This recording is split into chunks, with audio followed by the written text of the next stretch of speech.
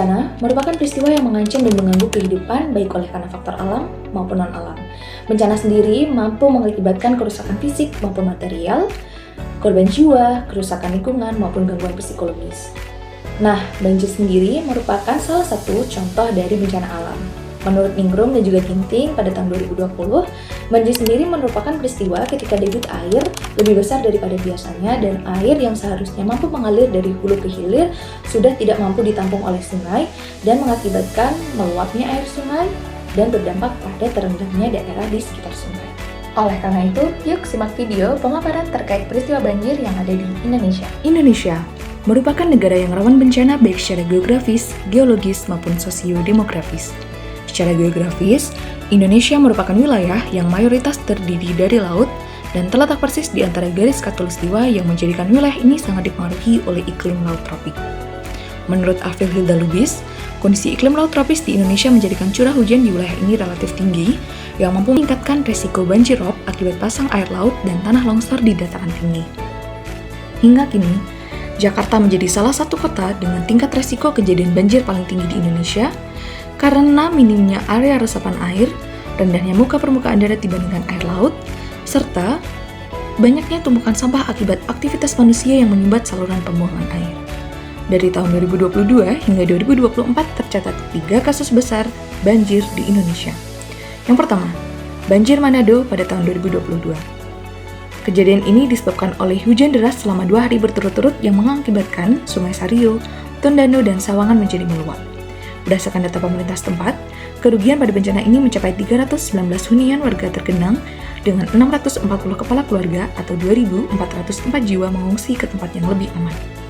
Kedua, banjir Malino, Kalimantan pada tahun 2023 yang menyebabkan 80% wilayah Kabupaten Malino terendam banjir. Banjir ini disebabkan oleh tingginya intensitas hujan di perbatasan Indonesia-Malaysia yang menjadikan 2 kabupaten di wilayah Kalimantan Utara mendapat kiriman banjir dari negeri jiran melalui Sungai Betarang dan Sungai Sesayau. Dan yang terakhir, banjir di Kabupaten Demak pada tahun 2024 yang disebut sebagai banjir terparah pada 30 tahun terakhir. Menurut Kepala BPBD Kabupaten Demak, banjir tersebut menyebabkan 90 desa di 11 kecamatan wilayah Demak terendam dengan perkiraan korban 97.000 orang atau kurang lebih 25.000 orang mengungsi. Nah, teman-teman, banjir itu dapat disebabkan oleh beberapa hal. Hujan lebat adalah salah satu penyebab utama banjir. Ketika curah hujan meningkat, aliran air meningkat dan sistem drainase seringkali tidak mampu menanganinya. Namun, bukan hanya cuaca yang menjadi penyebabnya. Pembangunan tanpa perencanaan juga dapat menyebabkan masalah. Pembukaan lahan dan pembukaan lahan hutan menyebabkan hilangnya hutan hujan yang penting untuk menyerap air. Limbah dan sampah adalah kontributor lainnya. Plastik, limbah organik, dan bahan-bahan lainnya menghalangi aliran air dan menyebabkan genangan yang dapat berubah menjadi banjir. Apa sih yang bisa kita lakukan untuk mencegah banjir? Yang pertama, membuang sampah pada tempatnya. Yang kedua, membantu membersihkan saluran air agar saluran air tidak tersumbat. Yang ketiga, memulai proyek penghijauan dengan membantu menanam pohon, terutama di dekat sungai, agar air di permukaan lebih cepat meresap ke tanah. Dengan melakukan hal ini, kita dapat berkontribusi mencegah banjir di lingkungan kita. Mari bekerja sama menciptakan lingkungan bebas banjir.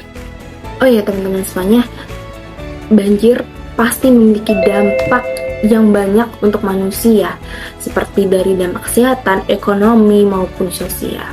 Dari sudut pandang sosial, banjir dapat menyebabkan gangguan besar dalam kehidupan sehari-hari. Banyak orang kehilangan tempat tinggal, menyebabkan pemindahan paksa dan ketidakpastian terkait tempat tinggal. Keluarga terpisah, komunitas terputus, dan jaringan sosial dapat terganggu. Dampak ekonomi banjir juga signifikan. Kerusakan pada properti, infrastruktur, dan fasilitas bisnis dapat mengakibatkan kerugian finansial yang besar. Bisnis kecil mungkin tidak dapat pulih dari kerugian ini, menyebabkan kehilangan lapangan kerja dan penurunan pendapatan masyarakat. Kesehatan masyarakat juga terancam oleh banjir. Banjir dapat menyebabkan penyebaran penyakit seperti diare, demam berdarah, dan penyakit kulit karena air yang terkontaminasi. Fasilitas kesehatan mungkin terbatas atau bahkan tidak tersedia, menyulitkan akses masyarakat terhadap perawatan medis yang diperlukan. Kita semua memiliki peran dalam mencegah banjir. Dengan membuang sampah pada tempatnya, mengurangi penggunaan plastik, dan mendukung upaya pelestarian lingkungan, kita dapat mengurangi risiko banjir di masa depan.